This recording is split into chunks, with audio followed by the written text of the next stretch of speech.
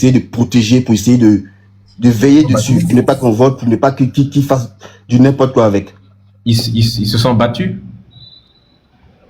D'accord. Donc ça, je sais pas, c'est la question que je pose. Voilà, j'aimerais savoir un peu. Ben, ils se sont battus, ils ne se sont jamais soumis. On a dû leur soumettre de force. On a utilisé les pires crimes contre l'humanité, c'est ce que nous disons tous les jours. On a utilisé les techniques de violence absolue sur eux parce qu'ils ont refusé. Il faut juste se renseigner dans l'histoire. On a des témoignages, ces gens-là racontent comment ils ont fait pour utiliser les pires barbaries. Je parle souvent ici là de pimentade, par exemple. Ceux sur qui on appliquait la pimentade, par exemple, ce sont les ancêtres qui refusaient de se soumettre, qui refusaient d'abandonner leur spiritualité. On les fouettait, on leur arrachait la peau, et puis on leur balançait sur eux, n'est-ce pas, un liquide rouge qui était formé de piment qui était pilé, mélangé avec du citron et de l'alcool. Et on leur mettait tout ça, ce mélange-là, sur la peau.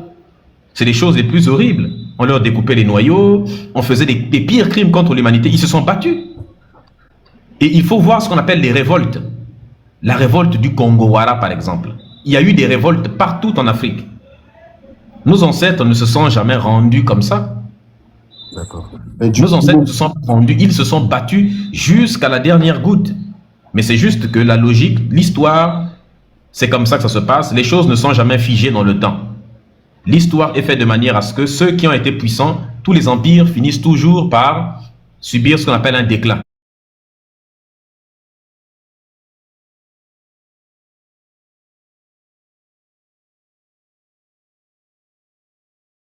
Déclin qu'on appelait le Moyen-Âge, où ils se mangeaient même entre eux. Est-ce que tu savais ça?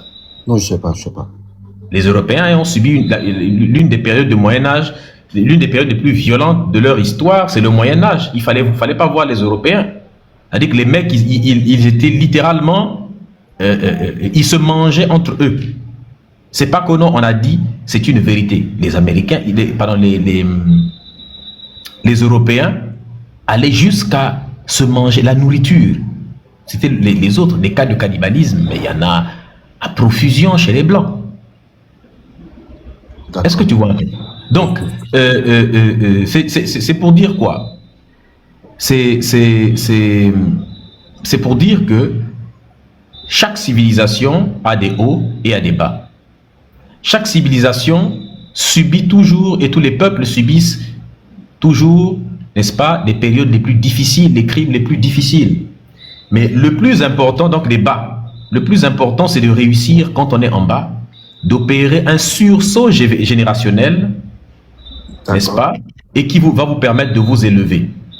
Par exemple, il y a un livre qui, si tu souhaites te renseigner sur comment les Européens étaient les peuples extrêmement barbares, c'est un livre qui s'intitule Kicked Out of Heaven, The Untold History of White Race. Parce que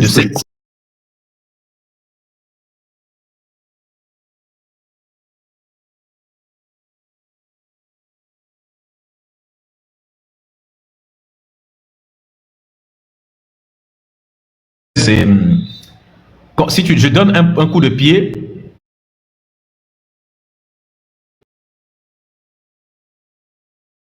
out of even, genre chassé par coup de pied du ciel. Ok. Maintenant, le sous-titre c'est The Untold History of White Race. The Untold, c'est-à-dire que l'histoire non dite, cachée, The Untold, l'histoire non racontée, n'est-ce pas, de la race blanche. Et ce livre, où est-ce que je peux l'avoir? Sur Amazon, partout, sur le site de l'auteur, par exemple. Si tu tapes juste sur Google Kicked Out of Even, tu vas tomber sur le site qui s'intitule www.kicked out of even. Ils ont même créé un site internet pour ça. Ce qui est bien, c'est que tu peux l'acheter même sur PayPal. Donc, avec PayPal, si tu as PayPal, tu peux m'acheter avec PayPal. Sur le site, moi, je l'avais commandé avec PayPal directement. Donc, quand tu vas sur le site, tu cliques, tu peux recevoir des versions numériques. Vu que la version physique, c'est un peu compliqué, j'ai pris la version numérique directement. Si tu vas sur le site de ça, vous tapez juste voilà, on t'a écrit le titre dans les commentaires. Tu peux juste copier, comme la personne l'a écrit là, The Untold History of White Race.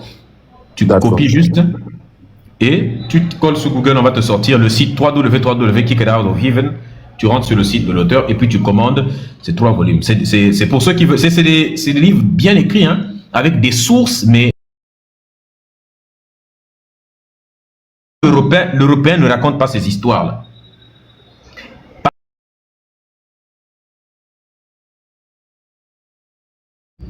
Les horreurs, sinon ça pourrait leur faire perdre foi en l'humanité, en l'Européen. Ça pourrait leur faire perdre foi en l'avenir des Européens. Il n'y a que nous qui sommes, on ne sait pas comment nous sommes, certains d'entre nous sont faits. Il n'y a que nous qui, à chaque fois, vraiment c'est quelque chose qui est bizarre, hein? Oui, un peu bizarre. Pourquoi à chaque fois, c'est nous, on veut toujours dire tout ce qu'il y a de mauvais. Et ce sont les religieux qui mènent ce combat, qu'ils disent à chaque fois. Donc du coup, mais franchement, le noir a beaucoup souffert. Hein. Nous avons beaucoup souffert parce que nous étions les premiers déjà. Nous étions les plus évolués. Nous étions les plus évolués. Malheureusement, quand tu es premier, tout le monde veut ta place. Et donc, tu as pour ennemi tout le monde. La jalousie, l'envie, n'est-ce pas? Tout était dirigé contre nous. Et c'est nous qui avons donné la civilisation à tout le monde entier. Donc, c'était prévisible quelque part qu'à un moment donné, ces gens-là allaient venir s'abattre sur nous. Et ça a pris des générations entières où les gens venaient attaquer. Bah, à force d'essayer. Mais la raison, une d'autres raisons, c'est que, je le dis souvent ici, là, quand vous avez des peuples qui vivent, parce qu'il faut savoir que dans la psychologie évolutionniste, on explique que certains traits de caractère de certains peuples peuvent s'expliquer à cause des, comment je peux dire ça, des aspects climatiques ou environnementaux, voilà. Nous, on avait l'abondance, exactement. On avait tout. On a des rivières, on a même des déserts, on a des faunes, on a la flore, on a la savane, on a la forêt, on a tout. Donc l'Africain n'avait pas besoin d'aller à l'extérieur de l'Afrique pour aller combattre d'autres peuples, pour aller leur prendre des choses qu'il trouve déjà chez lui. L'empire du Ghana était assis sur l'or, l'empire du Mali c'était l'or, le Monomotapa il y avait l'or, il y avait l'étain, il y avait le bronze, il y avait beaucoup d'autres, là où on extrait, le Monomotapa c'est vers l'Afrique centrale, vers le sud, tout ça, il y avait toutes ces choses là, bon le Congo je pense qu'on n'a plus besoin d'en parler, n'est-ce pas? Donc partout en Afrique, le Soudan, pas besoin d'en parler, le Soudan il y avait tellement d'or que les Arabes ont laissé des écrits dans lesquels ils disent qu'il y avait tellement d'or que quand ils faisaient des guerres, les prisonniers qu'ils capturaient, des voyous qui venaient attaquer leur peuple, ils les enchaînaient avec des chaînes faites en or. Hein? Ils disaient qu'il y avait tellement d'or que quand tu partais dans des rivières de Nubie, tu pouvais ramasser un caillou d'or comme ça là dans la rivière. C'est ce qu'ils disaient, eux-mêmes ils ont laissé, c'est écrit. Donc, il y avait tellement de choses, mais à un moment donné, quand on a tout enseigné à ces gens-là, le problème, c'est que pendant que l'Africain, lui, il est chez lui, donc il fait tout pour développer chez lui. Ils sont sédentaires. Ce n'est pas des nomades. Les autres, eux, ils se déplaçaient constamment. À cause du froid, les Européens étaient obligés de se déplacer, n'est-ce pas? Et tu ne pouvais même pas courir pendant longtemps derrière un animal pour faire la chasse, ce genre de choses-là. Et tu ne peux pas maîtriser l'art de l'agriculture très bien. Donc c'était un peu chaud pour eux. Donc ils étaient des nomades. Les blancs là, dans les zones de Caucase et partout là du nord, ils étaient des nomades. Les premiers à bâtir des civilisations sédentaires, à construire avec la pierre, à travailler la pierre, à bâtir des villes, ce sont des Noirs. C'est un fait, ce sont des Noirs. Que ce soit en Europe, en Afrique, les premières civilisations sont négro-africaines. Ça, c'est incontestable. Quand tu vois les Arabes, pareil, quand vous êtes dans un désert, vous ne pouvez pas vous installer comme ça avec les tempêtes qu'il y a dans le désert, avec l'hostilité, la chaleur, vous devez constamment vous déplacer vers des points d'eau. Et quand vous trouvez un oasis, un point d'eau, vous savez pas si c'est une oasis, comme ça, un point d'eau, eh bien les autres vont venir vous attaquer, les autres vont venir là-bas. Mais les points d'eau sont en général tout petits. Exactement, Diop en parle dans Unité culturelle de l'Afrique noire. Merci beaucoup, Miga. Exactement. Et des gens sont obligés de venir se battre pour ces points d'eau-là.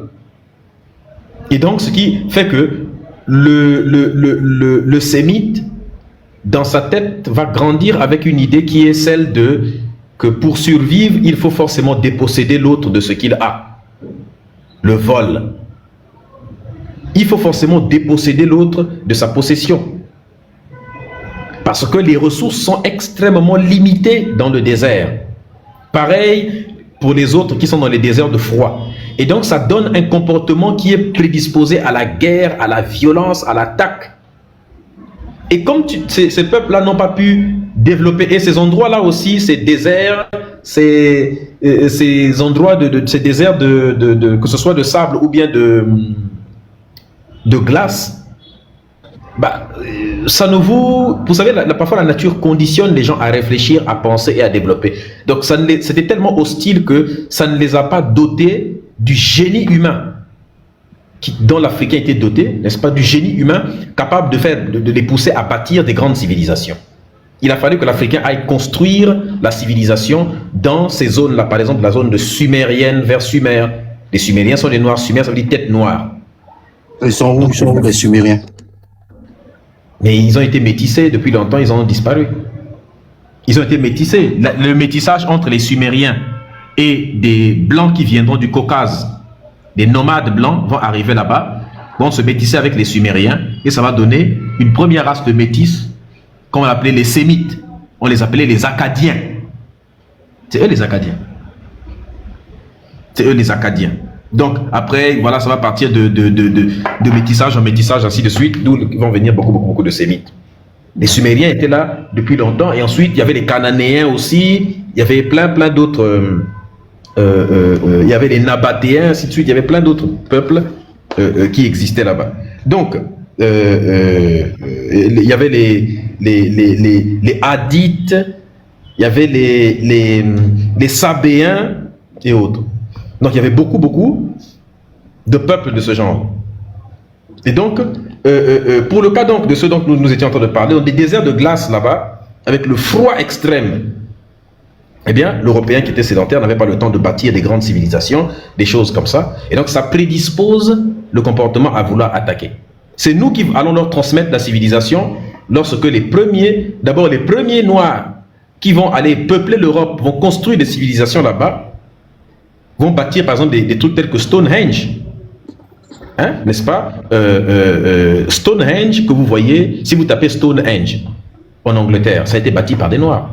On a retrouvé, c'est pas que non, on a dit, c'est une civilisation noire qui l'a bâti. On a retrouvé, comment on appelle ça, les cadavres, les restes de ceux qui peuplaient l'Angleterre à cette époque-là. Moi aussi, Sweet Love, à cette époque-là. Et on a fait l'ADN, on l'a appelé le Cheddar Man, on l'a trouvé à Cheddar, on l'a appelé l'homme de Cheddar. On l'a pris dans un os qui se trouvait à côté de son oreille. On a trouvé son ADN. On a pu trouver l'ADN. On a analysé l'ADN. Tous les racistes blancs là étaient voilà, on va montrer que nous les blancs, nous sommes une civilisation qui date depuis loin, ainsi de suite. On fait l'analyse, boum. Tous les blancs en position latérale de sécurité. Au départ, ils ont voulu cacher. Ils ont caché d'abord l'information. Ils ont attendu des mois, beaucoup de temps. Ils n'ont pas publié directement. Ils ont attendu longtemps. Même des années, même ça a pris. Ils ont attendu des années même. Ils ont dit, bon, écoutez, on va envoyer à d'autres. Est-ce que vous aussi faites d'abord le test? Est-ce que vous êtes vraiment sûr que vraiment le gars a été noir? Parce que l'ADN nous montre qu'il était noir. Ils sont partis, eux, ils ont dit, vraiment c'est noir. Nous aussi on a vérifié. Bon, on va donner aux autres. Ils ont sillonné partout dans tous les laboratoires pour voir si c'était pas faux. Ils voulaient que quelqu'un puisse dire, parce qu'ils sont comme ça là. Ils voulaient que quelqu'un puisse dire, bon, comment une personne dise, bon, certes, on a vu qu'ils sont noirs, mais il y a au moins une chance, il y a 1% de chance qu'ils ne soient pas noirs. Là, ils allaient tous s'asseoir pour dire, alors, il faut savoir que voilà, on a trouvé, il y a des chances qu'ils n'aient pas été des noirs, vraiment, parce que ce n'est pas pareil. Hein, ils n'étaient pas complètement noirs, mais il faut savoir qu'ils n'étaient pas noirs comme on voit les noirs. C'est comme ils disent avec les Égyptiens antiques. Oh non, les Égyptiens, ils étaient bronzés, ils étaient plutôt bronzés, leur peau était plutôt un petit peu moins claire, n'est-ce pas? Mais on ne peut pas dire exactement qu'ils étaient noirs, mais on peut dire plutôt bronzés et moins moins clair. Certes, ils ressembleraient plus à quelques Africains, mais pas les Africains. Mais dis seulement qu'ils sont noirs. C'est quoi le problème? Tu fais trop de virgules dans ta bouche, si bien que ta bouche va même se tordre, tellement tu veux tordre la vérité. Donc c'est comme ça. Ils étaient à la fois blancs et noirs en même temps, donc bloire, quoi. Blanc et puis non, et puis noir, ça donne bloire. Merci beaucoup, Kemit. Bien, bonne arrivée à toi. Est-ce que vous voyez? Les amis, s'il vous plaît, tapotez, partagez, sécurisez massivement le live. Okay. Donc c'est ce genre de problème-là qui va arriver, qui va faire que les gens vont commencer à se dire, mais c'est pas possible. N'est-ce pas? Tapotez partagez jusqu'à 2000, la famille, 2000 partages. Et donc, on va découvrir que le Chedarman, c'est un noir. Ce qui va révolutionner l'idée. Alors, là-bas aussi, au nord de l'Europe, comment on les appelle? Comment on les appelle? La Suède. Les Suédois aussi vont, parce qu'il y a des racistes suédois aussi vont dire, voilà, par Odin, par Thor, au nom du Valhalla, on va démontrer que nous sommes des vrais humains, ainsi de suite. Des mecs sont partis, n'est-ce pas? Avant Chedarman, il disait ça d'un homme en Espagne. Exactement, il disait pareil. Les Scandinaves, voilà, les Scandinaves, là. Les peuples scandinaves disaient, nous sommes des vrais blancs, on a toujours été ici, nous sommes des autochtones d'ici. Ils sont partis ramasser, ils ont trouvé des vieux ossements, les plus vieux. Les mecs, ils voient là, PLS. La génétique leur montre que les premiers habitants,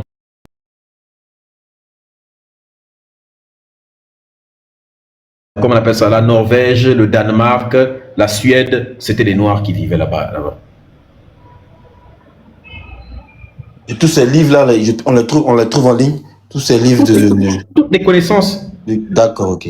Toutes les connaissances sont là, tout ce que je dis là, les gens peuvent aller vérifier. Je dis jamais que si je ne connais pas un truc, vaut mieux je ne dis pas. Mais tout ce que je dis là, les gens peuvent aller vérifier. Il y a même des documentaires qui sont réalisés sur ça. Et récemment, il y a le documentaire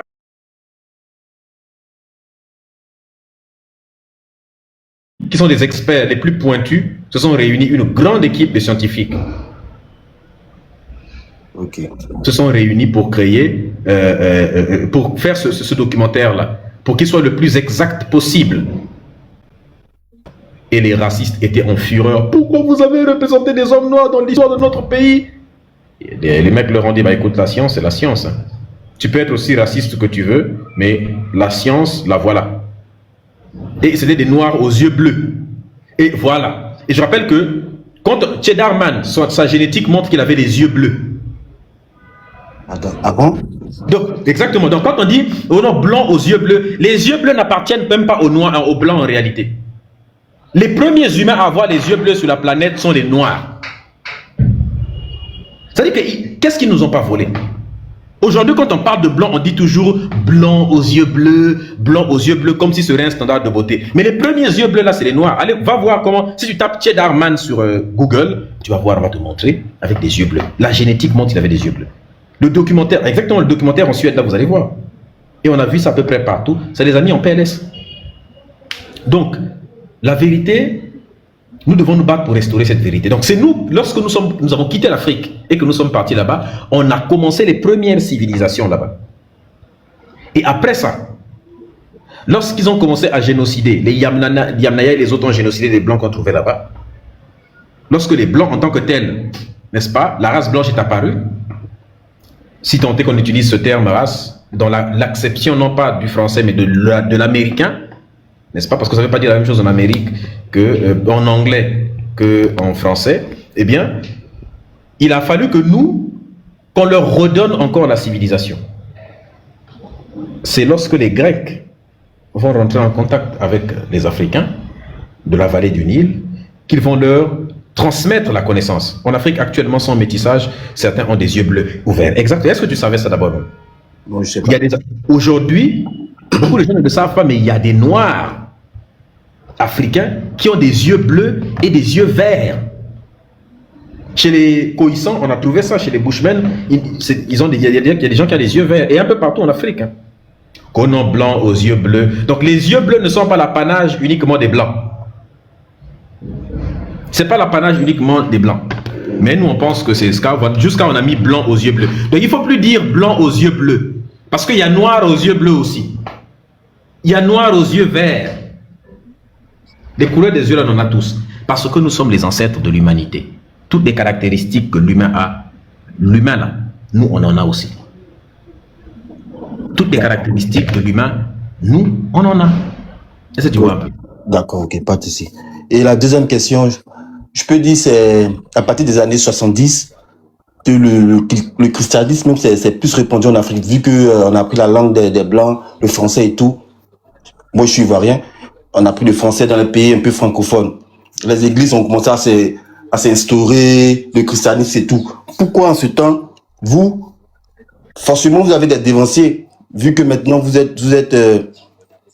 nous enseignez vraiment l'histoire, les connaissances et tout. Forcément, vous avez des dévanciers. Pourquoi à cette époque-là, des années 70, quand l'avènement du christianisme, où il y avait beaucoup d'églises, on voyait des faux pasteurs, églises ici, par là. Pourquoi à cette époque-là, nous, nos dévanciers, comme vous aussi, vous avez des dévanciers qui ont connu la parole avant. Pourquoi ils n'ont pas essayé de s'imposer aussi pour dire non, le christianisme n'est pas, c'est faux, voici ça, voici ça, voici ça. Et je peux dire, le kémitisme, c'est dans cette dernière décennie, je peux dire, ça a pris de l'ampleur. Hein. Je peux dire, dans cette dernière décennie, ça a pris de l'ampleur. Des années 80, des années 70. Pourquoi nos dévanciers n'ont pas lutté pour instaurer cette connaissance, pour que nous puissions grandir avec ça. Là, présentement que nous parlons en Afrique, la majorité est musulmane, la majorité est chrétienne. C'est difficile vraiment de désaliéner ces gens-là. Pourquoi au début on n'a pas mené le combat et jusque là ça serait un peu plus facile. Là présentement, ça serait un peu difficile d'enlever ce qu'on a dans nos têtes. L'islam, le christianisme, c'est très difficile présentement. Pourquoi dans les années 70, quand le christianisme commençait, on n'a pas lutté en même temps avec eux? Beaucoup ont lutté. Beaucoup ont lutté. On a l'histoire de beaucoup d'Afro-Américains qui ont lutté contre l'aliénation spirituelle, évidemment. Mais même en Afrique, mais tu sais, déjà le mouvement kamite, même si c'est maintenant qu'il se fait beaucoup connaître, en réalité, il a des racines profondes. Tu vois? D'accord. Il y a des racines profondes depuis, et chaque lutte, c'est une question de priorité. À cette époque-là, nos pays étaient d'abord colonisés.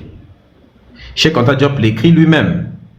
Il disait qu'à cette époque dont tu parles, toi tu parles des années 70, oui. Mais lui il écrit ça depuis les années 50. En 1954, quand a paru Nation Nègre et Culture, il dit, à cette époque-là, en 54, tous les pays d'Afrique étaient encore colonisés. Les premiers pays qui vont avoir l'indépendance, c'est en 58, je pense, pour le Ghana. Et puis le reste, la plupart des pays, c'est dans les années 60, 62, ainsi de suite, pour la quasi-majorité des Africains. Certains même jusqu'en 1900... Non, c'est la Guinée en 1956, avec Sékou Touré. C'est pas le Ghana. Non, le Ghana, Gold Coast, est le premier pays à avoir l'indépendance. Hein?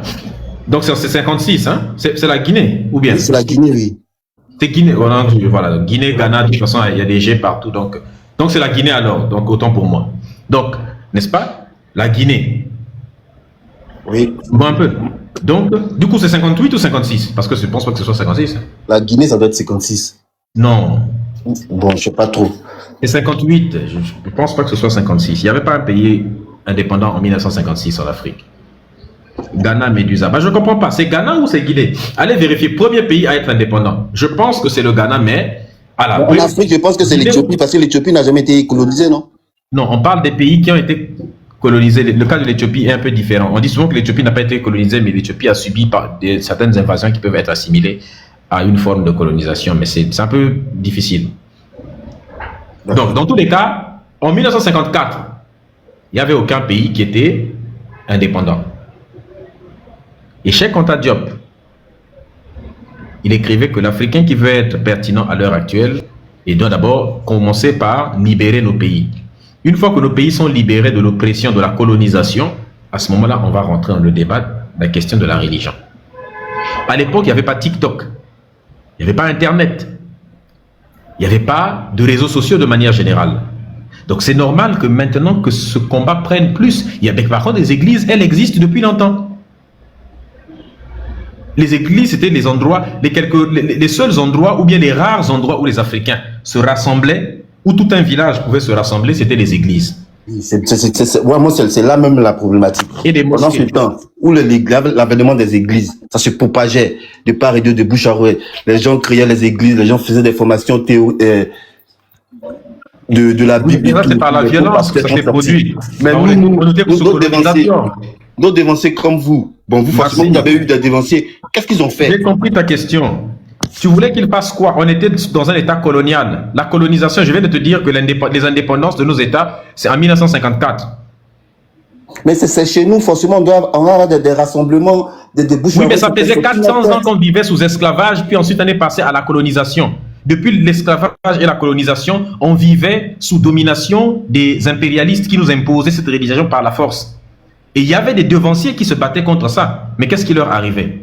On les pragmatisait. Ils ont été déjà. Et quand ils sont venus, ils ont convaincu quelques Noirs de se mettre de leur côté. Ils ont convaincu des Noirs de se mettre à leur côté. Les Samori Touré, les El Hadj Omar Tal, les Ousmane Dan Fodio, les Amadou Amadou, les Tipo Tip, hein? Ahmed, comment il s'appelle déjà? Ahmed, il s'appelle Ahmed quelque chose comme ça. Comment il s'appelle l'autre? L'autre qui est parti faire Atalakou au Mali là. Il est allé vendre l'or du Mali, d'aller partager l'argent. Hein? Exactement. Hein? Hein? Koli Tegala. Hein? Simao Toko. L'autre là, celui qui est parti vendre, hein? Askia Mohamed. Hein? Askia Mohamed aussi, il a fait n'importe quoi. Hein? Je crois que c'est celui qui est parti pour construire, je ne sais pas quoi là, la Mecque lui aussi, en Arabie Saoudite. Mansa Moussa. Tout ça, ce sont des Noirs arabes qui ont fait beaucoup de problèmes au continent africain. Et ces gens-là partaient même, ils prenaient des armées. Hein, pour le cas de l'Éthiopie, Ezana. Ezana s'est fait mougou le cerveau par Frumentius et puis Aesus. Résultat, il a abandonné, il a cessé de prier le dieu Mahrem, que tous les Éthiopiens priaient et lui-même depuis sa naissance. Et il a commencé, il a pris son armée et il a demandé d'aller traquer tous ceux qui continuaient à pratiquer le culte ancestral, là, qui priaient le dieu Mahrem. Là. Et il leur a demandé de tous cesser. C'est le cas. Il y a aussi la reine Ravalomana, un truc comme ça on a fait un live sur elle ici là. C'est Ravalomana, non? Celle comment on appelle ça? De Madagascar. Elle a refusé de prier. Elle a dit aux colons non, il faut arrêter. Elle s'est opposée contre la création des institutions religieuses chez elle, des écoles des religieux de colons, des écoles religieuses des colons. Elle disait non, pourquoi pas prier le Dieu de mes propres ancêtres? Donc il y a beaucoup de choses comme ça. Beaucoup de gens se sont battus contre cette aliénation culturelle. Mais tu vois, malheureusement, pendant tout ce temps-là, toutes ces personnes-là l'ont payé de leur vie. Et les autres Noirs qui ont récupéré la religion, eh bien, l'aliénation est tellement puissante qu'ils ont commencé à aliéner d'autres Noirs. Résultat, on s'est retrouvé avec des villages entiers qui étaient totalement islamisés. Et tous les enfants qui naissaient, on leur baignait dans la sauce islamique ou bien chrétienne. Donc on a fini par avoir des États entièrement chrétiens et entièrement musulmans, dominés par l'idéologie musulmane et chrétienne. Et quand la colonisation est arrivée, pendant la colonisation, tous ceux qui... il y a des gens qui luttaient, tous ceux qui luttaient, on les tuait. Et là, il y a beaucoup de Noirs qui ont commencé à écrire des livres pour lutter contre ce qui était urgent à l'époque, c'est-à-dire l'indépendance. Il fallait connaître l'indépendance politique, puisqu'on ne pouvait pas critiquer la religion sous un régime qui était dominé par des religieux de l'époque, les colons religieux. Et donc on s'est libéré de la colonisation, d'abord de l'esclavage à travers plusieurs révoltes des esclaves. Ce n'est pas le Dieu des religieux qui est venu nous libérer. Après l'esclavage, on s'est révolté contre la colonisation.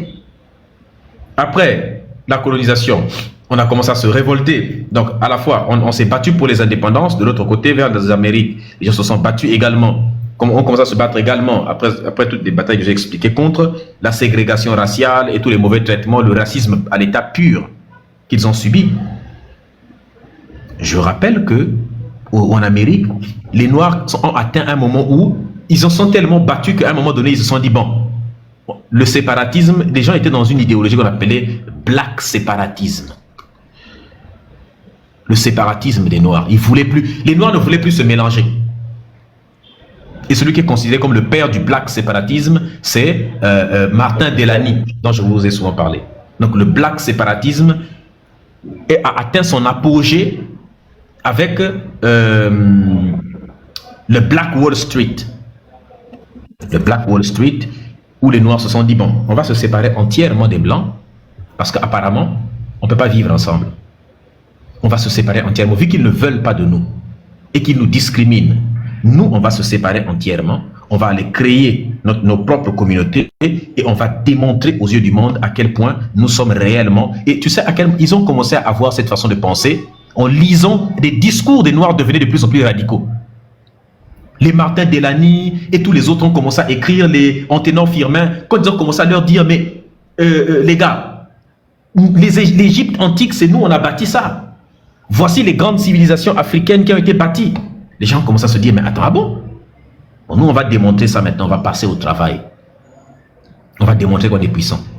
Il y a eu des banquiers noirs, des grands scientifiques noirs, des grands inventeurs noirs. Des Noirs se sont illustrés. Donc quand les gens disent que nous, la communauté noire, on ne sait que parler, on ne se bat pas, on ne fait pas ça. C'est toi qui es abruti, qui ne sais pas te battre. Je ne parle pas de toi, je parle de ceux qui disent ce genre de choses.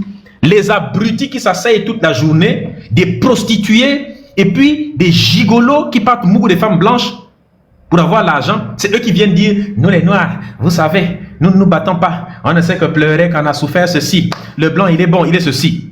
Et quand tu regardes lui-même, toute sa vie, c'est Mougou, une vieille femme blanche qui a la peau qui est en train de pendouiller comme ça, là, on dirait, je sais même pas quoi. Alors qu'à l'époque, quand ils disent non, mais nous, la communauté noire, on ne fout jamais rien, on ne se bat pas économiquement, le combat est économique, regardez la puissance des autres, nous, on n'a pas de... Est-ce que tu sais le combat qui... Cheikh Anta Diop a dit ceci.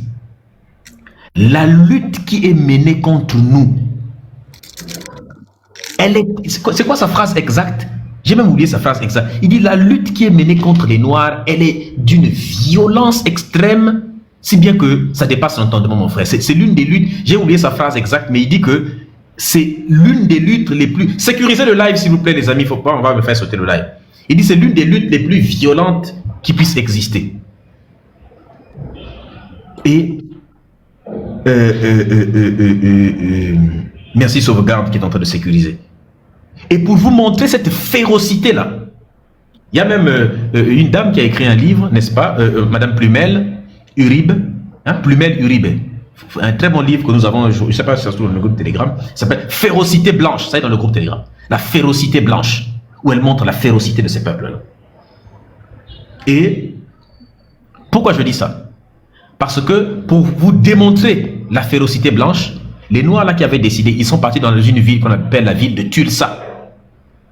Dans cette ville de Tulsa, dans la ville de Tulsa, là, les Noirs ont créé leur propre banque qui marchait très bien. Ils ont commencé à donner l'éducation africaine, l'éducation N-E-G-R-E comme ils disaient. Ils ont commencé à faire comme le peuple élu a l'habitude de faire. Ils ont commencé à donner une éducation noire à leurs enfants et des élites noires commençaient à sortir. Ils disent maintenant, on n'a plus besoin de rentrer dans vos systèmes. Vous nous chassez de vos systèmes avec la ségrégation, non? C'est pas grave. On ne va plus chercher à être dans vos trucs. On va nous-mêmes devenir puissants. Et le Turca, la ville Turca, là, c'était dans quel pays? Aux États-Unis, Tulsa. Ah, Tulsa, d'accord. Et dans cette ville de Tulsa, il y avait un quartier qu'on appelait le Black Wall Street. Des Noirs embauchés. Des Noirs étaient des banquiers, des économistes, des juristes, des ceci, eux-mêmes. Leur propre banque commençait maintenant et ils ont créé même des entreprises. Plein d'entreprises des Noirs là-bas. Mon frère, ça avait tellement réussi que les Blancs ont eu peur. Ils ont essayé de les assassiner. Les Noirs ont commencé à constituer une forme de CIA pour eux. Regardez à quel point nous sommes intelligents. Ils ont commencé à constituer une forme de CIA où les Noirs commençaient à détecter les agents de la CIA. Regardez à quel point. Hein? Détecter les... Lui là, c'est probablement un agent de la CIA. Il les détectait et il faisait tout. Voilà, tu le sais dans l'Oklahoma. Il a commencé à les éviter, à les éviter et à les éviter. Est-ce que tu vois un peu? Tac, tac, tac, tac. D'accord, ok. Et leurs gardes du corps étaient blancs. Et ils embauchaient même des gardes du corps blancs. Pendant que les blancs embauchaient des gardes du corps noirs, eux, ils prenaient les blancs et ils embauchaient comme gardes du corps. Ils prenaient les blancs pour... Quand ils voulaient embaucher un balayeur, ils prenaient un blanc. Mais quand ils voulaient embaucher quelqu'un à des postes importants, ils embauchaient les noirs.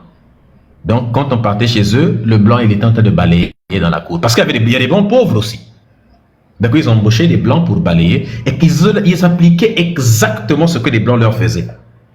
Quand ils voulaient se cirer les chaussures, ils préféraient des cireurs de chaussures blancs que des cireurs de chaussures noires. Parce qu'il pour que les doses de noirs voient à quel point le blanc cire les chaussures à les noirs. Parce qu'eux, ils nous ont fait la même chose. C'était en 1921 exactement. Mon frère, c'était un renversement de situation. Et les blancs ne pouvaient rien faire parce que eux, ils faisaient pareil. Les mecs ont commencé à créer des écoles noires, des universités de noirs. Le pire dans tout, c'est que ça marchait, mais à la perfection, à la merveille. Tu sais ce qui s'est passé? Non. C'est la seule fois de l'histoire des États-Unis, depuis que les États-Unis existent, c'est la seule et unique fois que le gouvernement des États-Unis d'Amérique a bombardé une ville sur les États-Unis d'Amérique, sans explication. Des bombardiers ont décollé, ils ont balancé des bombes sur cette ville. Cette ville a été rasée, ils ont brûlé entièrement la ville. C'est la seule et unique fois de l'histoire des États-Unis où les Américains ont bombardé l'Amérique. Tous les Noirs qui étaient là-bas sont morts, toutes leurs entreprises. Aujourd'hui encore, au moment où je te parle, c'est pas au nom on a dit, il y a des survivants, il y a des vieux. J'avais cherché pour voir s'il y avait des survivants et j'ai vu, il y a même des témoignages. Il reste encore quelques, ils se comptent sur le bout des doigts. Il reste encore des vieux, ils sont devenus très vieux, mais vraiment très vieux, ils sont même sur des fauteuils roulants. Ce sont les derniers survivants. Et vous pouvez aller trouver leurs témoignages, ceux qui comprennent l'anglais, vous pouvez les écouter. Ils ont témoigné. Ils ont raconté comment ça s'est passé. Les États-Unis ne peuvent même pas... Aucun Américain ne peut nier ça. C'est fait partie... Aucun Américain. Il y a même des images de ce bombardement-là. Il y a des gens qui ont pris les images de ça. Donc, quand vous débattez avec des Blancs, ou quand vous débattez avec des Noirs aliénés, il est important de leur donner ce genre d'informations. Voilà pourquoi les lives que nous faisons, c'est très important. Parce que il faut les remettre à la place. Mais beaucoup de Noirs ignorent ça. Donc, quand vous trouvez, par exemple, il y a une gigantesque salope qui était sur un live en train de nous dire que Dieu bénisse les Blancs, que Dieu bénisse les Blancs vraiment, parce que grâce aux Blancs, on a ceci. Vous là, qu'est-ce que vous avez apporté, vous ces Noirs là? Vos Bangalas ont fait quoi? En train d'insulter les hommes noirs, en train d'insulter les Noirs. Et elle s'appelait comment c'était sur le live d'une fille là, elle-même aussi, j'ai même oublié son nom. Mais les amis, on peut pas. S'il vous plaît, sécurisez le live. Tapoter, on n'a que 200 tapotages la famille, on n'a même pas 500. On y va pour 500 000 tapotages, s'il vous plaît. D'accord, et la dernière question, c'est...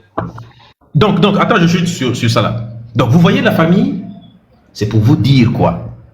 C'est pour vous dire que quand les gens sont tout le temps en train de dire, nous là, on n'entreprend pas, nous là, on ne fait pas. Écoutez-moi, les Noirs se battent. Les Noirs se battent. Ce n'est pas pour rien que 100 milliards de dollars ont été envoyés sur le continent africain rien que pour l'année 2024. 100 milliards. Bientôt, on aura les chiffres de 2025 quand on sera en 2026. Vous allez voir aussi en 2025 combien on a envoyé. Je ne comprends pas. C'est 16 milliards, quelque chose comme ça. On arrondit à 100 milliards. C'est ça qui a été envoyé en Afrique par la diaspora africaine. Comment les gens disent que les Africains, nous sommes une communauté qui ne bosse pas? Et qu'est-ce que les gens prennent pour exemple? Regardez les Maghrébins. Parce que les Maghrébins, c'est un exemple maintenant pour vous. Regardez les Maghrébins. Ils sont une communauté qui est bien. Ils ont qu'on appelle ça? Ils ont des boulangeries. Ils ont des kebabs. Ils ont ceci. Hey! des boulangeries, des kebabs, mais toutes les femmes noires là qui ouvrent des salons de beauté là, vous pensez que c'est rien du tout, ça ne génère pas d'argent? Tous les hommes noirs qui ouvrent des salons de coiffure là, vous pensez que c'est mauvais? Tous les hommes noirs qui ouvrent des alimentations pour vendre à manger, tous les noirs qui ouvrent des restaurants à l'étranger, tous les noirs qui font qui sont dans le commerce, dans l'import-export, dans tout, vous pensez que c'est rien du tout? Attention, nous devons apprendre à féliciter les nôtres aussi. Les noirs travaillent. Les noirs travaillent. Maintenant, le seul problème, c'est qu'on n'est pas afrocentré. Tout ce que nous devons faire, nous devons leur apporter. Tu peux travailler autant que tu veux, mais ton travail sera toujours redirigé vers le mauvais côté. Mais si on te... Parce que tu as un logiciel, un mauvais logiciel qui tourne dans ta tête. Mais si on a mis le bon logiciel dans ta tête, eh bien, tu peux commencer. Ton travail maintenant va aller vers des bonnes choses, vers le sens du développement de la communauté.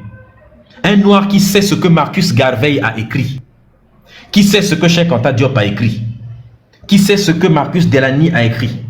Un noir qui sait ce que... Il connaît tout le combat des siens.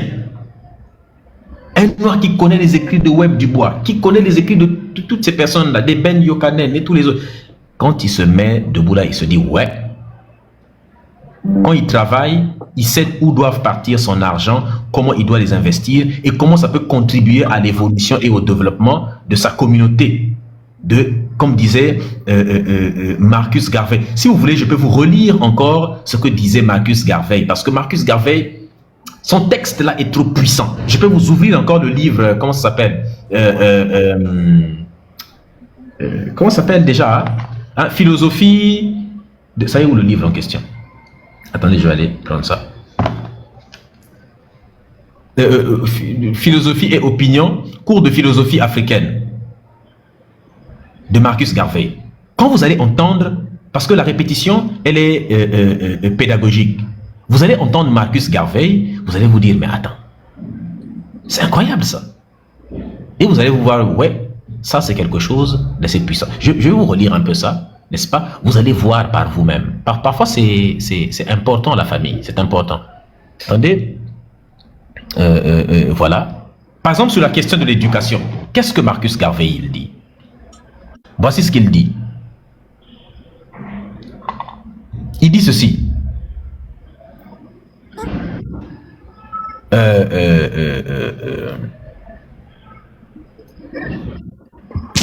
Sur la question de l'éducation, qu'est-ce qu'il dit? Il dit: ne faites confiance qu'à vous-même et à ceux que vous connaissez et à ceux qui vous ressemblent. Vous devriez connaître ceux qui vous ressemblent et qui vous sont apparentés avant de connaître les autres. Le fameux connais-toi toi-même. Ça, c'est Marcus Garvey qui dit. Quand vous débarquez dans une ville, cherchez d'abord s'il y a des Noirs dans cette ville. Or, le problème, c'est que certains Noirs ont des bouches tellement écartées que dès qu'ils ouvrent la bouche, parce qu'ils ont le cerveau vide, dès qu'ils ouvrent la bouche, moi je suis arrivé en France, j'ai plus sympathisé avec les Blancs qu'avec les Noirs, parce que, vous savez, notre communauté noire, c'est elle qui nous met dans le trou, quoi. Quand vous allez quelque part, ne cherchez pas les Noirs, parce que les Noirs qui sont à l'étranger, ils vont vous mettre des bâtons dans les roues, ce sont nos frères qui sont les pires de là où nous sommes. Tu as envie de prendre ta sandale et puis le talon de la chaussure, lui taper ça sur ses dents du devant là qui sont on dirait des dents de souris. Et quand la personne là sera, quand il va subir, oh ouais, et quand il va sortir, il va subir des actes de racisme de la part des Blancs. La communauté noire, j'ai subi un acte de racisme. Et puis c'est la même communauté noire qu'il était en train d'insulter là qui va venir le sauver, va venir le défendre, l'aider. Il va venir pleurer auprès de la même communauté, j'ai subi acte de racisme pour que nous, on n'a qu'à le protéger, le sauver. Quand tu partais nous insulter là en disant que non, quand tu pars à l'étranger, il ne faut pas être avec les Noirs. Tu vois un peu la connaissance. Il y a trop de gens, parce qu'ils ont un smartphone, automatiquement leur premier réflexe c'est d'ouvrir la bouche. Et c'est ça, c'est très difficile. Regardez-moi un abruti comme Tanguy David par exemple. Il est parti se prostituer auprès du RN, non, du Rassemblement National. Il est parti là-bas, auprès de Zemmour et tout ça là. Résultat, on l'a chassé quand même malpropre de là-bas. quelle que soit la durée d'un morceau de bois dans l'océan ou dans de l'eau, il ne se transformera jamais dans une rivière, il ne se changera jamais en caïman. Tout le monde connaît cette maxime africaine. Il ne se changera jamais en caïman. Il a essayé, il a pensé qu'il allait devenir Gaulois. Il pensait qu'il allait devenir Vercingétorix. Donc il dit ceci. Si vous ne faites pas confiance, n'est-ce pas, il dit, le salaire, il vous privera de l'éducation. Il dit sur l'éducation, je vais remonter un peu plus tôt. Il dit, le noir ne parvient pas à assumer ses devoirs et ses responsabilités parce qu'il est mal éduqué. C'est ce que dit Marcus Garvey, parce qu'il est mal éduqué. Il a universellement échoué lorsqu'il s'agit d'être à la hauteur de ses obligations et de ses responsabilités sur le plan personnel et sur le plan racial. Il faut entendre par plan racial, c'est-à-dire sur le plan communautaire, comme on dirait aujourd'hui. Mais le mot racial, en général, chez les Américains, ça ne pose pas de problème. Il a universellement échoué, même sur le plan racial. Oui, parce qu'à chaque fois qu'on lui dit qu'il faut se battre aussi pour sa communauté, pour sa civilisation, il ne veut pas. Ils sont devenus tous des pseudo-humanistes, des universalistes. Tu vas trouver un noir qui est en train de se battre pour le Sri Lanka. Oh, est-ce que ça te regarde même? Non, moi je pense que ce qui se passe en Ukraine, moi je trouve que c'est mauvais ce qu'on fait aux Ukrainiens, tout ça. Est-ce que tu as regardé ta tronche d'abord? Est-ce que le nez que tu as là, c'est le nez des Ukrainiens? Est-ce que tu ne sais pas que les Ukrainiens sont ultra racistes? C'est pas parce qu'ils sont en train de se faire bombarder qu'on va oublier. C'est pareil pour les Palestiniens.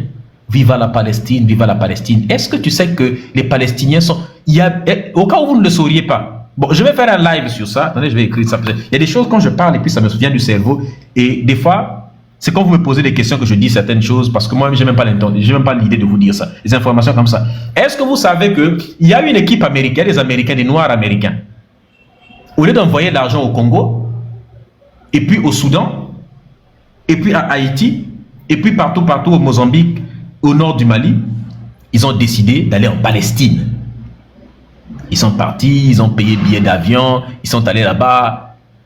Arrivés en Palestine, eux, ces Américains, ils ont l'argent, voilà, ils partent pour aller aider les pauvres Palestiniens qui sont en train de se faire mitrailler par les Israéliens.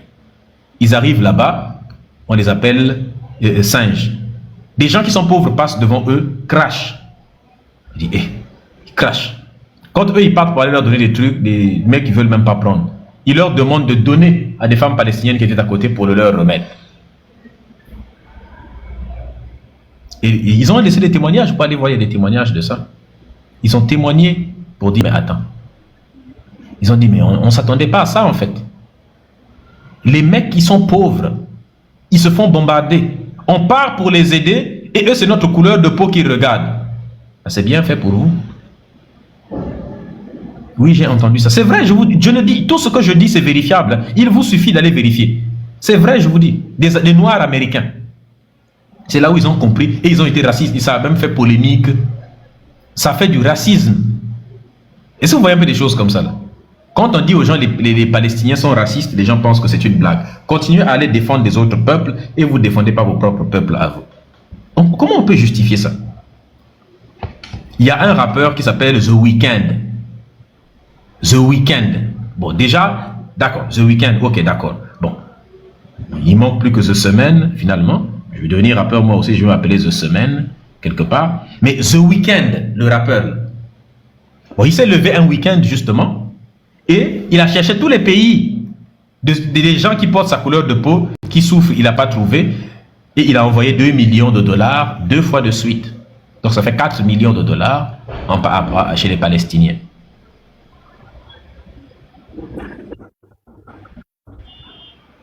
Ils ont envoyé chez les Palestiniens. Bon, Floyd Mayweather. Non, moi, Floyd Money, Mayweather Money. Floyd Mayweather a déjà contribué de combien pour le Soudan? 0. Il a envoyé combien pour la République démocratique du Congo qui subit un génocide depuis 30 ans? Rien. Et lui, là, il a envoyé l'argent pour la Palestine, lui aussi. Oui, The Weeknd a fait ça, comment on appelle ça? Moi, je vais m'appeler The Semaine maintenant, puis je vais envoyer pour l'Afrique pour contrebalancer un peu. Donc vous voyez un peu. Et beaucoup de Noirs américains et les Palestiniens, là, ils avaient fait un hashtag boycott 2024, pour boycotter tous nos artistes à nous noirs, que eux ils discriminent chez eux.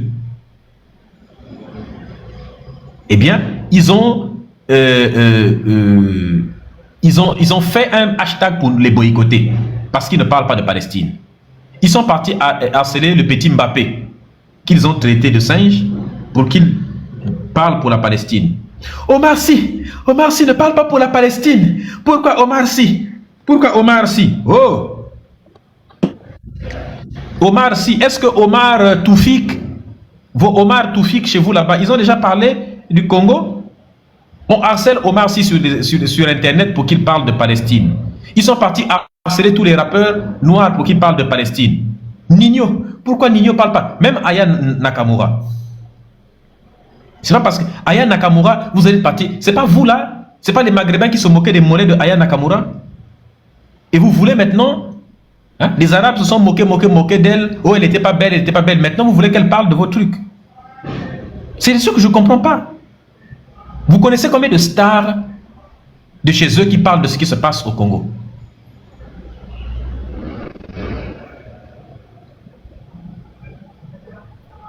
Hein, les amis? Donc, vous voyez un peu. Donc, c'est-à-dire que c'est des choses, il la traite de, évidemment, il la traite de singe, et puis les mêmes personnes veulent qu'elle parle de maintenant. Donc, quand c'est quelque chose qui va à leur côté, oui, on doit parler de chez eux. En fait, c'est des gens qui sont malhonnêtes. Parler de ce qui se passe chez nous, leur propre star DJ Khaled, là, avec son énorme ventre, another one, hein? DJ Khaled, hein? You play yourself. Eh bien, play yourself, n'est-ce pas? Il fait danser tout le temps son gros ventre, mais il est palestinien, hein? C'est la plus grande star palestinienne au monde. Hein? C'est la star palestinienne la plus grande. Il n'a jamais parlé de Palestine.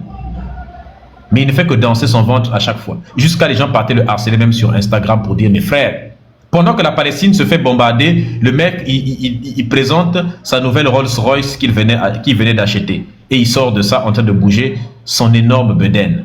Pendant que les Palestiniens sont chétifs comme des tiges. Et nous, on doit aller contribuer. Oui, the best. C'est bien, toi, the best, mais commence déjà par aller faire le best. Mais il sait qu'il ne doit pas parler. Parce que s'il parle, l'industrie de la musique, les noyaux de l'industrie musicale sont tenus par une communauté. La communauté du peuple élu que les Noirs sucent, les Noirs religieux. N'est-ce pas? Ils les sucent jusqu'à le sperme fini, jusqu'à même le sang commence à sortir. Ils ne veulent pas lâcher, ils ne veulent pas libérer le Bangala d'autrui. Jusqu'à, ils parlent même... Bon, il y a des Noirs... Une fois, j'étais sur TikTok, on m'envoie un live, je pars là-bas. Yerushalema, des trucs comme ça, Yerushalayim, Adonai, Yemacha. Je regarde comme ça là, que nous les femmes juives, quoi? Avec l'accent ivoirien. Nous les femmes juives, quand on prépare pour Dieu, on va préparer pour l'Éternel, pour Hachem, il va nous bénir. On va préparer Plakali pour Hachem. Oh. Comment ça Plakali avec Hachem? Parce que moi quand j'entends Plakali, et puis j'entends Yahvé à côté, Hachem, et puis j'entends Israël, quelque part, il y a, comprenez mon émotion, comme dirait comment ça s'appelle, Mobutu. Comprenez mon émotion. Comprenez un peu la dissonance cognitive qui se produit dans ma tête quand j'entends le Plakali, le Foutou, juste à côté de Jérusalem, à côté Israël, et puis Tel Aviv, tout ça. Et donc, en Côte d'Ivoire, mais en fait, c'est pas seulement la Côte d'Ivoire, un peu partout. Parce que comment on appelle ça, le pays là? Le pays où Credonia Mwerinde a envoyé 700 personnes à la mort, la chrétienne. Là. Merci Lilith du Zaïre. Les amis, s'il vous plaît, tapotez, partagez, sécurisez massivement le live. Ouganda. En Ouganda, là-bas même, il y a aussi une communauté qui est là-bas. Donc, ils étaient tous habillés comme des juifs. Ils ont mis des perruques sur la tête. Hein? Les hommes noirs qui disent qu'ils n'aiment pas les perruques, là, eux-mêmes, maintenant, quand il s'agit de Dieu, ils portent maintenant des perruques sur un chapeau avec perruque sur la tête. La même personne qui va aller dire qu'il faut retirer la perruque, lui-même, il a mis perruque avec des cheveux bouclés qui descendent comme les juifs. On dirait dans le film Rabbi Jacob de Louis de Funès, ils étaient comme ça là. Mais comment ça c'est bon, si c'est pas la malédiction, ça c'est quoi maintenant? Les fameuses épouses de Jésus. Donc, le Rabbi Kofi. Toi tu t'appelles Kofi et puis il y a Rabbi devant. Tout ça parce que Israël a compris quelque chose. Vu qu'ils créent des problèmes dans le monde entier, ils font des génocides, ainsi de suite, ils ont compris l'importance d'avoir du soutien.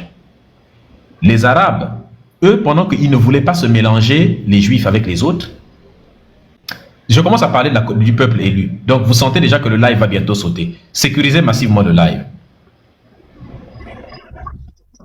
Donc, tous les rabbis quelque chose, là, rabbi X, là, XY, là, eux, ils ne voulaient pas se mélanger parce que leur religion est profondément, n'est-ce pas, séparatiste. Après, à un moment donné, les mecs, ils se sont dit, bon, on ne veut pas se mélanger, mais il faut qu'on se rende à l'évidence d'une chose. Merci à ceux qui sécurisent massivement. Il faut qu'on se rende à l'évidence d'une chose, les amis. Les Arabes, là, eux, ils ont propagé leur islam partout. Aujourd'hui, quand on bombarde des Palestiniens, tous les musulmans de la planète se mettent contre nous, les Juifs. Ça fait longtemps qu'ils ont commencé à mettre la branlée aux Palestiniens. Et nous, les seuls qui nous soutiennent, même les chrétiens deviennent divisés. Il y a quelques chrétiens qui nous soutiennent, mais c'est souvent les protestants américains, les évangélistes américains là, qui sont profondément liés à des phrases de la Bible qui dit que je bénirai celui qui bénira Israël. Mais ils ont compris, ils ont dit, bon, comme nous, parce qu'à l'époque, il est écrit que normalement la judéité, dans le Talmud, c'est écrit, la judéité, on ne peut pas devenir juif comme ça là, ça doit se transmettre par la mère. Il faut que ta maman ait été. Donc, c'est ce qu'on appelle une idéologie raciale. C'est comme ça que ils ont dit non, on doit changer de stratégie nous aussi, on va exporter maintenant le judaïsme. Et donc là, des rabbins sont partis en Afrique, ont commencé à constituer des communautés juives. Parce qu'ils ont dit de toute façon, ces gens-là sont tellement aliénés qu'ils pensent qu'ils sont juifs. Et donc là, vous avez des Congolais qui disent que c'est eux les vrais juifs et qu'en réalité, le vrai Jérusalem, c'est Ankamba. Là, vous avez des Ivoiriens qui disent que c'est eux les véritables juifs en réalité. Au Gabon aussi, vous commencez à voir quelques juifs. Au Cameroun, vous avez quelques abrutis qui disent que Yaoundé, ça viendrait de Yahuda, donc Yehuda. Hein? Donc, ça veut dire Youda, donc Yahoud, donc juif. Avec toujours les systèmes d'étymologie hasardeuses qu'on sort toujours du fion. Au Congo, pareil, vous avez déjà des sectes juives à Brazzaville, à Pointe-Noire, qui sont là. Je ne sais pas, par des acrobaties incroyables, ils réussissent à établir des lignées. Vous avez des cons comme Elroy qui devient rabbin. Il se réveille un matin comme ça, là, le mec, il glisse sur le pas de sa porte, il a tombé sur les escaliers, il se réveille, il devient rabbin. Bon, vous avez en Ouganda une communauté, ils s'habillent comme des juifs, ils mettent eux aussi des perruques sur la tête direct. Des vrais dessins animés. En fait, vous constatez partout. Et comme ça, et ces gens-là sont systématiquement du côté de l'État d'Israël. Systématiquement. Voilà comment maintenant eux aussi, et c'est qu'ils font maintenant du prosélytisme. Hein. Normalement, la religion juive n'est pas une religion prosélyte. N'est pas une religion prosélyte. Mais désormais, ils ont compris l'importance d'être prosélyte et de propager et de convertir de nouvelles personnes dedans. Si tout le monde s'identifie comme étant juif, malgré tout, quand un véritable juif d'Israël arrivera, il aura toujours une posture de supériorité par rapport à eux. C'est comme les gens.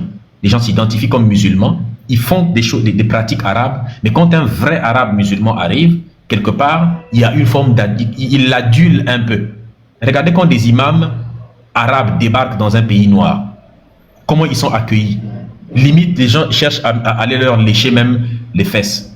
Il y a des gens qui cherchent même un bocal pour que le mec, il n'a qu'à péter dedans, il va fermer ça, il va garder ça pour transmettre comme héritage à ses enfants. Tellement les gens ont le cerveau complètement brûlé. Est-ce que vous voyez? Il nous manque donc une éducation raciale. L'éducation, et il y a Amos Williams justement qui a écrit sur The Miseducation of the Negro. Miséducation, comment je peux traduire ça en français là? Miséducation, les Anglais là qui nous écoutent. The miseducation, la mauvaise éducation, on va dire la mauvaise éducation. On va dire la mauvaise, n'est-ce pas, éducation des Noirs. Merci à ceux qui sont en train de sécuriser, n'est-ce pas, le live. Tapotez s'il vous plaît la famille. Partagez le live. Votre ignorance, c'est leur pouvoir, les amis. Votre ignorance, c'est leur pouvoir. Est-ce que vous voyez un peu? Tapotez le live, partagez le live s'il vous plaît. Sécurisez massivement le live. Ça, c'est la vérité. Qu'on ne vous mente pas. Qu'on ne vous marmaille pas. La vérité, c'est celle-là. Et donc, ce qui s'est passé, c'est quoi? Ce qui s'est finalement passé, c'est que vous avez... merci Koufou, les amis, faites comme Koufou, tapotez, partagez, sécurisez le live. Et donc, Marcus Garvey, il dit, je reprends la lecture de la partie là, il dit, le noir ne parvient pas à assumer ses devoirs et ses responsabilités parce qu'il est mal éduqué. Il a universellement échoué lorsqu'il s'agit d'être à la hauteur de ses obligations et de ses responsabilités sur le plan personnel,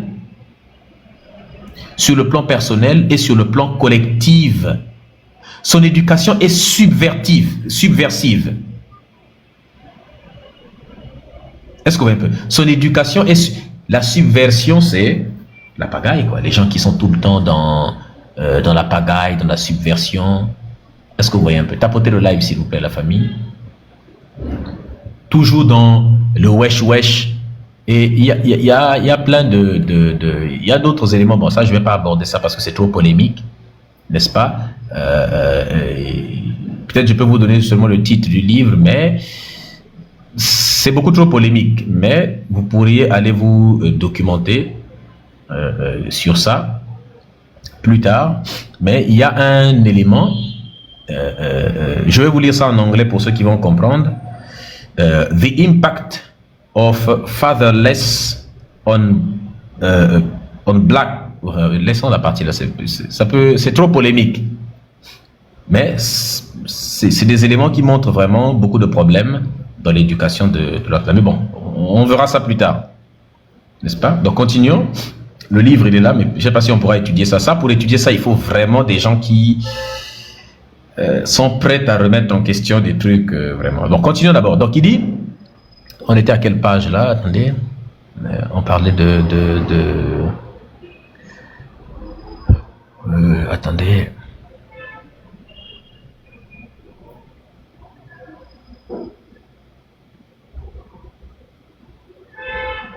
L'éducation, voilà. Lorsqu'il n'est pas complètement éduqué, incapable de disséquer le système des autres. Son éducation est subversive, voilà. Son éducation est subversive. Il doit maintenant rendre son éducation pratique et réelle. Il doit donc réorganiser tout ce qui l'affecte dans son éducation, afin de pouvoir se servir de son éducation pour faire face à ses responsabilités et ses devoirs. On parle du noir.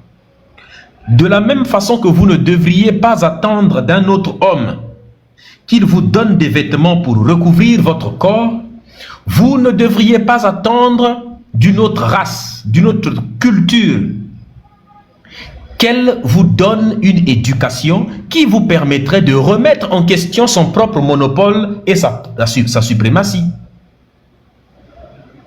et de vous octroyer ce qu'ils veulent pour eux-mêmes. Vous ne devriez pas attendre donc de l'éducation occidentale qu'elles viennent vous donner la connaissance nécessaire qui vous permettra de remettre en question le monopole, c'est-à-dire que la domination des Occidentaux sur nous, et qui nous permettra de nous affranchir définitivement d'eux, et qui nous permettra de nous octroyer, c'est-à-dire d'avoir ce que eux ils veulent eux-mêmes pour eux-mêmes, d'abord eux-mêmes. Est-ce que vous voyez un peu? Et cette éducation-là, c'est nous qui devons la faire. Voilà pourquoi les Européens ont l'habitude de cacher la connaissance à des Noirs. Et pas qu'à des Noirs, à tout le monde. Voilà pourquoi ils font ce qu'on appelle un épistémicide. C'est ça l'épistémicide, justement. Une forme de dissimulation de certaines formes de connaissances. Dissimulation de certaines formes de savoir. Et il dit, si vous ne faites pas confiance à un homme, car on le savait malhonnête, eh bien vous devriez maintenir cette même attitude dans tous les domaines, car s'il est malhonnête pour une chose, il est malhonnête pour tout. S'il est capable de vous voler votre salaire, il vous privera aussi de l'éducation qui vous permettra de comprendre qu'il vous vole votre salaire. Je répète, s'il est capable de vous voler votre salaire, ce que font les Occidentaux, ils vous priveront également de l'éducation qui vous permettra de comprendre qu'ils vous volent votre salaire. S'ils vous volent vos minéraux, maintenant on va appeler salaire par minéraux. S'ils vous volent vos minéraux, s'ils vous volent vos richesses, naturellement, ils vont vous priver de la connaissance qui va vous permettre de comprendre qu'ils volent. Certains Noirs, par paresse intellectuelle et mentale, par paresse, se mettent à soutenir le même point de vue que les Européens. Parce qu'ils ont vu que les Européens ont déjà développé des points de vue, et donc ils font du copier-coller. Il va copier ce que disent les Blancs, et il vient redire. Parce que pour dire des trucs des Noirs, là, c'est trop compliqué, il faut se documenter, il faut connaître l'histoire, il faut connaître ceci, les complexités de la chose, non. Le Blanc, il a parlé, tu fais que copier comme ça, il a l'impression d'être intelligent. En fait, c'est un perroquet. Ne faites confiance qu'à vous-même et à ceux que vous connaissez et à ceux qui vous ressemblent, c'est-à-dire que les Noirs. Donc, les Kamites. Vous devriez connaître ceux qui vous ressemblent et qui vous sont apparentés avant de connaître les autres. C'est pourquoi nous devons d'abord enseigner l'histoire de nos propres peuples, nous connaître nous-mêmes d'abord. Il peut y avoir matière à recevoir une éducation commune en matière de communauté, telle que l'éducation civique, l'éducation politique et sociale, mais lorsqu'il s'agit de l'enseignement détaillé, lorsqu'il s'agit des enseignements détaillés qui apprennent à l'homme à vivre au plus haut niveau et à apprécier ce qu'il y a de mieux, il faut nécessairement une éducation particulière. Et cette éducation particulière est toujours réservée à ceux qui cherchent à dominer, à ceux qui veulent une volonté de puissance.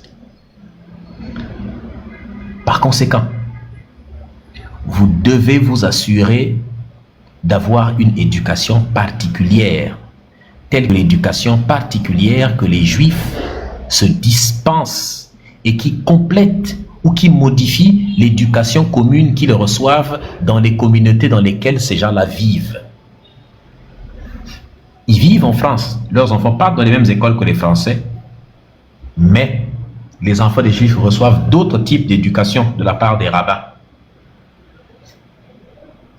de la part des grands Juifs, banquiers, financiers, ainsi de suite.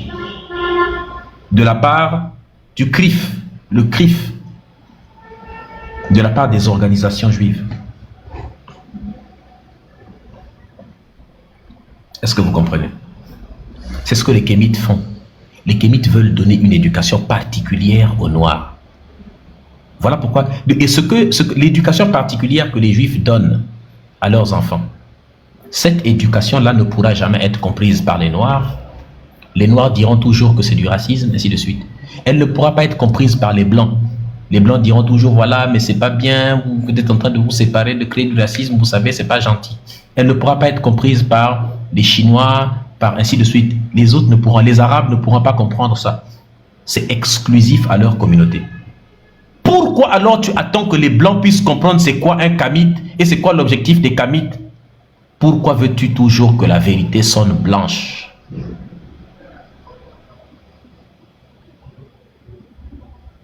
Est-ce que vous comprenez? Ils ne comprendront jamais c'est quoi le mouvement kamite. Voilà pourquoi quand je discutais avec Jack le Fou, il ne comprenait rien et il ne voulait pas comprendre. Ce qui compte pour eux, c'est de vous dire, c'est du racisme, c'est du racisme. Est-ce que moi je peux rentrer dedans? Est-ce que moi je peux devenir kémite moi aussi en tant que blanc? Si je ne peux pas devenir kémite, donc, est-ce que vous voyez un peu? Est-ce que je peux devenir kémite? Donc si je ne peux pas devenir kémite, donc c'est mauvais, donc c'est du racisme. Ils ne pourront jamais comprendre. C'est pourquoi vous là, c'est pourquoi il faut que des papas et des mamans soient kamites. Il faut que je me batte. Il faut que nous nous battions pour que la jeunesse actuelle devienne des kamites parce que ce sont les parents de demain. Je me bats pour que les jeunes d'aujourd'hui deviennent des parents qui vont transmettre une éducation raciale, comme disait Marcus Garvey, une éducation particulière à leurs enfants. Alors j'appelle toutes les personnes qui écoutent cette vidéo, comment on appelle ça, cet audio, comment on appelle ça? Comment on appelle ce que nous sommes en train de faire là? Merde, live. Même le mot live me sort de cerveau. Ce live, pardon, j'appelle toutes les personnes qui écoutent ce live là, vous qui nous écoutez là, à transmettre une éducation particulière à vos enfants. Transmettez une éducation particulière à vos enfants. Les religieux, même quand leurs enfants partent à l'école, ainsi de suite, quand ils arrivent à la maison, les parents transmettent une éducation particulièrement religieuse à leurs enfants. Pareil pour les Noirs. Les Arabes vivent en France. Leurs enfants partent dans les écoles, les mêmes écoles que les enfants français, mais quand ils sont à la maison, ils reçoivent une éducation particulière, cette éducation musulmane. On leur apprend les hadiths, on leur apprend le Coran, on leur apprend à réciter le Coran à la maison. Comme l'école ne fait pas ça, eh bien ils le font à la maison. Il y a même des écoles coraniques, des écoles particulières. Il y a des reportages sur ça. Il y a des écoles arabes en France, des écoles particulières où on amène des enfants, des parents amènent des enfants. Il y a des maîtres coraniques en France, leur boulot c'est ça. Ils disent amenez des enfants, vous amenez des enfants chez eux. On connaît ça ici là. Il y a des quartiers, surtout dans des quartiers, les clichés, comment on appelle ça? Les Clichy, les Barbès, les Seine-Saint-Denis, comment on appelle ça encore? Partout là. Hein? Ils sont là-bas. Ou bien je mens. Les gens qui sont là, ils connaissent ces vérités à Grigny exactement.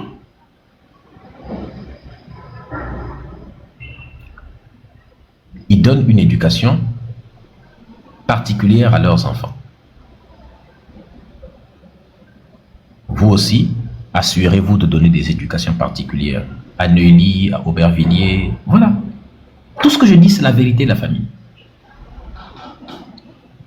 Est-ce que vous voyez un peu? Est-ce que vous voyez un peu? Donc, tapotez massivement le live, partagez le live, sécurisez le live. Bon, on va voir s'il y a des gens qui ont fait des demandes.